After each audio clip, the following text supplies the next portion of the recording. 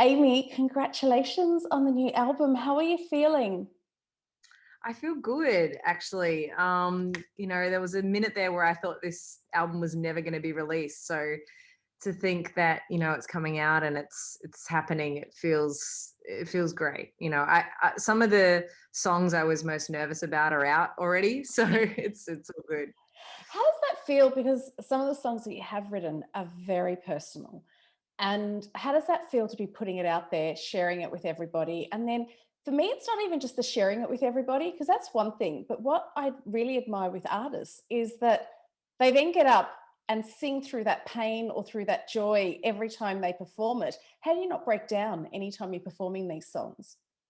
I think you kind of just have to like go into a different world each time. For me, I mean, it you're sort of juggling a lot of things. I know in my head, I'm like, I'm entertaining. People have paid money to come to the show. I'm focusing on singing. I'm looking at someone in the crowd. I'm remembering where to move at that time, and then also trying to take in the moment and what the song is about and why I wrote it, and try and visit that place while I'm performing too. So there's a bunch of different juggling acts that are happening at the same time, which is why I think sometimes artists are so exhausted after shows, because it's so much to think about in that, hour and 15 or whatever I'm doing. So it's like, yeah, it's a real big juggling act and it's a lot to balance. But if you can get it right, it's the best feeling ever. And are you looking forward to having that feeling again? Because for so long, I mean, Australia has come out of lockdown, but still there was that uncertainty of, can you tour this album? And you've just gone, do you know what? I can. I'm not postponing. I'm doing it. Unfortunately, it's not on this side of the world, but you get to do Yeah. it on your side of the world. Yeah, I mean it feels very surreal because I mean the world was in such a bad way. So to think we finally are at a place where I'm confident enough and my whole team's confident enough to say, let's do it. Let's make sure it's COVID safe. We'll make sure it's seating and we'll abide by all the rules, but we're going to go ahead and do it. It feels great. And I think like the main thing for me as an artist is to have a body of work that I'm looking forward to playing and singing and showcasing, I guess. Like I couldn't imagine artists that, you know, write an album that they're not actually that happy with and have to tour it. Like that would just be soul destroying. So I'm proud of this album. I love it. So yeah, I'm really excited to play it. I love that you've taken us on the Cry Forever journey with us. I've been watching your Instagram, and one of my favorite posts is watching you and your manager trying to track list the album. Is it always that painful and that funny? Yeah, I guess so. We've got a pretty good dynamic, and he pushes me, and it's great because I feel like he gets the best out of me because he challenges me, and not many artists have someone in like that in their corner, really pushing them and forcing them to look at different, different ways in which we could build the album or but it's hard because I'm so close to these songs and he's close to those songs, and then my record label might be close to those songs, so you kind of have to hear everyone out. But I guess at the end of the day it's my call, and but I'm, as much as I don't look like I'm interested in that video, I do take on everyone's everyone's kind of point of view. So How hard is that though? Because I think you're right. As an artist, you have to be open to other people's opinions, but you also, it's this really fine line of also treading the line of, I'm open to your opinion, but I don't want you to change who I am as a person or as an artist. How do you balance that fine line? well, I've been lucky actually, because I guess when I came onto the scene, there was already quite a lot there to work with. So I've never really felt that my label have tried to add things to me or make me want to do something I don't want to do. Like I do the work, So I think as long as you do the work and you're writing good songs and songs that are true to you and putting on good shows, and it's like I kind of have earned the right to be like, just leave me alone. Let me do my thing, and I won't let you down, but just let me sort of do it how I'm comfortable doing it. And since day one, I've never had one person try and make me do something I don't want to do. So it's good. How does it feel to have the recognition, not only from your label and from your fans, but from your peers? Is it 8 Australian Record Industry Awards that you've already won? Like, that number is That mad. it's really wild, isn't it? You know, and it's funny because there's so many times where I hear, you know, people say, "Oh, awards mean nothing," and I always say that it's only people who don't win them say that. But like, it's it feels good. Of course, it does. You know, I'm not. I lived like 15 years being unrecognized and no one really looking twice at anything I was doing. So awards mean everything to me. You know, like it's lovely to be recognized by my peers. What's that moment like, Amy, where, you sit there, you're hearing your category, and then I'm sure you're psyching yourself up going, it's not going to be me, it's not going to be me. And then you hear your name. And what is the moment like from hearing your name and walking to the stage?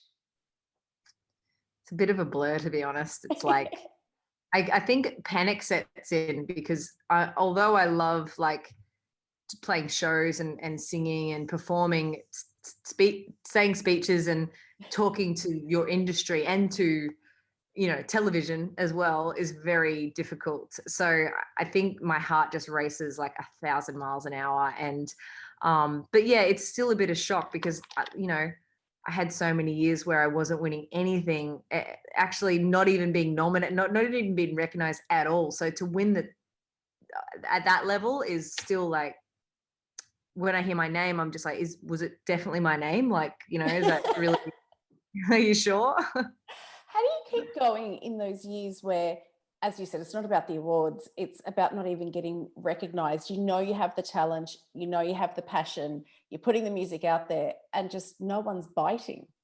I don't mean that pun, by the way. But Like it. um, how do you keep going when there's so much disappointment and rejection in this industry? Just pure love for songwriting and having it as one of my favorite pastimes and hobbies. And just, I've got like a relationship with music that, you know, is so strong and such a big part of me that, you know, I could honestly lose everything. And as long as I could write some songs and like I'd actually be okay. So that's what everyone needs to find, is something that they absolutely just adore doing and would do it for free. Because I did it for free for so long. I did it with people not believing me. I did it with people telling me I wasn't good enough and I was, you know, my music wasn't there or my songwriting wasn't good enough. I've lived through it all, but it's like, you know, I love doing it. That's it. That's all it comes down to. And your songwriting is amazing. Your latest single, the Amy Shark song, such a personal song.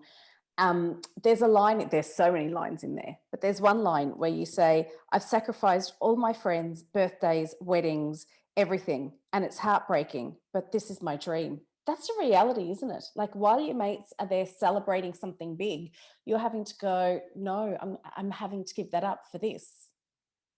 Yeah. And people just, people don't understand sometimes that pain. So there's two sides of it. There's like the side where when I've had to miss weddings, I don't think my friend understand how much it hurts me that I can't be there, because there's this big career opportunity that I have to be at, that I've been fighting for 15 years. So, and then there's another side of it where people just kind of do want to jump on now. And I'm like, it's not that easy because I've had to give up so much to get here. And it's not fair sometimes to have people not want that part, but want this part. So it's like, you know, I'm just like, I've tried to let go of a lot of bitterness through my career, but there's people in particular that still I'm kind of triggered by. And it's like, you know, just can't let some things slide. So is it amazing to write a song like this and put it out there and go, do you know what? I don't need to respond to you, but here you go. Anyone who, if you think this song is about you, do you know what? It probably is. Yeah, it's, oh, sorry, just 2 seconds. Yeah. Um, It's funny because in a way I feel like I'm really lucky that I get to do this, because not everyone gets to retaliate, you know what I mean? Like, you get to put a song out and you have to listen to this and you can't write one back. Like, you know what I mean? So it's a bit nasty, but I try not use it as a weapon ever. It's just a, you know, something. It's the only way I can sort of do this, is if it's real. Like, I can't just write songs for the sake of writing songs. It has to be something I get from it as well. You are an amazing songwriter, and you've gotten to collaborate with other talented songwriters, namely Ed Sheeran. What was that experience like, being in a room with him, writing a song for you and Keith Urban?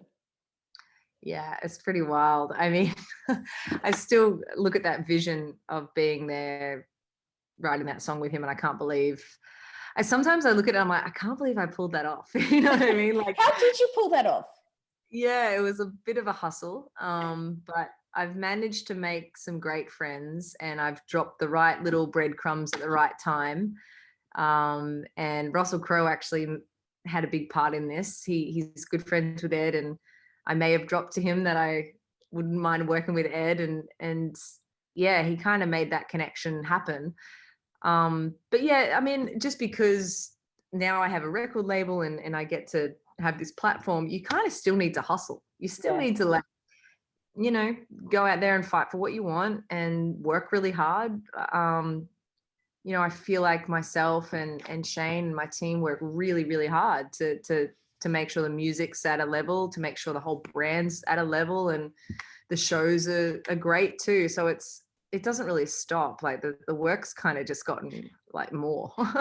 Yeah, but I mean, did you just hear that sentence you just uttered? Like, I had to stop myself from laughing in joy for you. It was like, yeah, so I was talking to Russell Crowe and he's best mates with Ed Sheeran. Like, is there any time that you step back from what you're saying and just go, what? Yeah, I do, you know, because sometimes you can just be on this roller coaster and you're just going, going, going.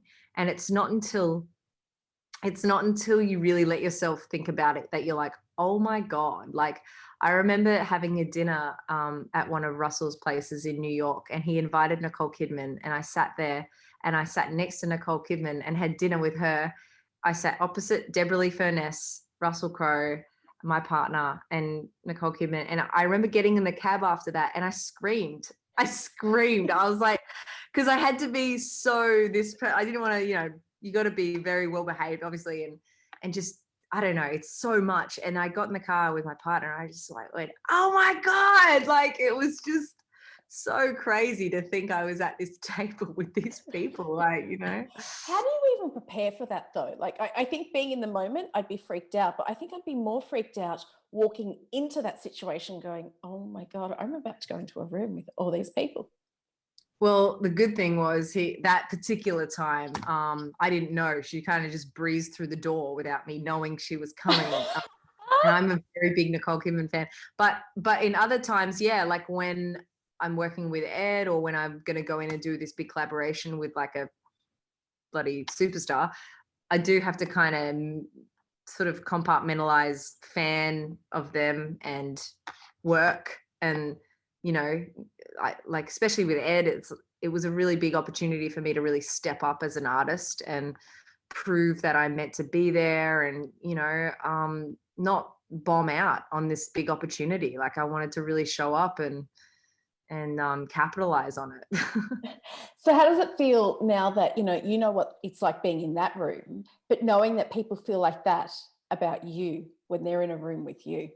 Oh, I don't know if they do, but I don't know. I just try and pass on as much as I can. And the key is just be a good person. Like, the key is just to be like what Ed is. Like, I remember walking in and seeing him, and he made me feel like we were friends within 10 minutes, and I just didn't feel nervous anymore, or like I wasn't good enough. Like, I never want anyone to walk away not feeling like they're on the same level or good enough, or because like, you know, I've just had so many people lift me out of my sort of state of imposter syndrome. So I never want anyone to feel that with me ever. What's been one of the most surreal moments? Because I mean, as I said, you've won all those arias, but you've also appeared on Jimmy Fallon's show, on the Late Late with James Corden. What's been the biggest pinch yourself career moment for you? Hmm. I think one of the biggest things was actually winning album of the year, because to be like a solo female um, pop musician in Australia, that was like a really big deal for me to like win for a whole album. You know what I mean? To have your body of work, which I wrote like the whole thing.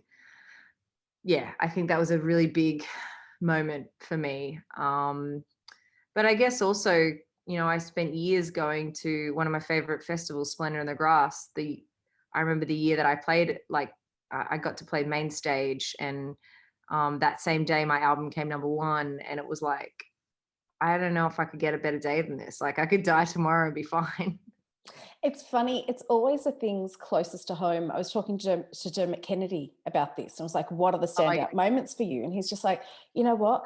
Being at home, playing the Olympia, and having my family coming into the dressing room and friends. And I'm just looking around going, oh my God, this is actually happening. It's not necessarily those massive worldwide moments, it's those little yeah, moments that tell you, I'm yeah, here, I've arrived. exactly. And to see people you love enjoying it too. Like I remember playing one festival and looking over, and my nieces and nephew had these big earmuffs on side stage, and I was just looking at them thinking, this is so cool that you're here watching your auntie like work. And there's really it's, I think some real special moments like that. Well, here's to many more special moments for you. Hopefully, obviously not at the moment, but hopefully we might get you over here sometime in the next 12 I hope months. so. I really hope so. I can't wait to do that. It's Great. feeling like it's trying to get there. Well, this new album will definitely get you here. Amy Shark, thank you so much for taking the time out. And thank you for letting me come home to Australia, even if it is via Zoom. By Zoom, I know. I'll tell everyone that you said hello. Thanks. Thanks.